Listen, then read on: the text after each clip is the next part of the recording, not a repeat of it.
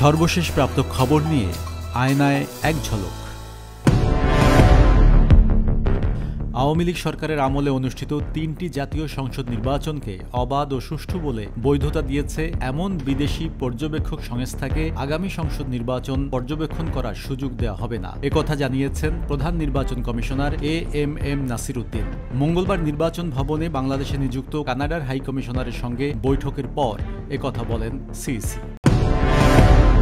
জাতীয় নাগরিক পার্টি এনসিপির আহ্বায়ক নাহিদ ইসলাম বলেছেন, আবরার ফাহাদের দেখানো পথেই রাজনীতি করছে এনসিপি। ভারতের আধিপত্যবাদ বিরোধী ও আগ্রাসন বিরোধী পথ দেখিয়ে গেছেন আবরার। সেই পথ ধরেই জুলাই গণ অভ্যুত্থান সংগঠিত হয়েছিল বলেও উল্লেখ করেন নাহিদ ইসলাম। চলতি বছরের এসএসসি ও সমমান পরীক্ষার ফল আগামী 10 জুলাই বৃহস্পতিবার দুপুর 2টায় একযোগে প্রকাশ করা হবে। মঙ্গলবার বাংলাদেশ আন্তঃশিক্ষা বোর্ড সমন্বয় কমিটির সভাপতি ও ঢাকা শিক্ষা বোর্ডের চেয়ারম্যান অধ্যাপক ডক্টর খন্দকার এহসানুল কবিরের স্বাক্ষর করা প্রেস বিজ্ঞপ্তিতে এ তথ্য জানানো হয়েছে।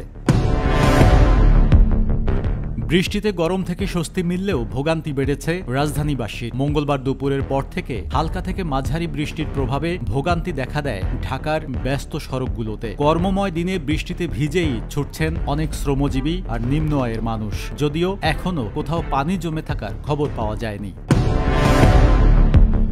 কক্সবাজারের হিমছড়ি সমুদ্র সৈকতে ঘুরতে গিয়ে নিখোঁজ হয়েছেন চট্টগ্রাম বিশ্ববিদ্যালয়ের 3 শিক্ষার্থী। এদের মধ্যে একজনের মরদেহ উদ্ধার করা হয়েছে। মারা যাওয়া শিক্ষার্থী হলেন KM সাদমান রহমান, তিনি ঢাকার মিরপুরের বাসিন্দা। নিখোঁজ দুজন হলেন আসিফ আহমেদ ও অরিত্র হাসান।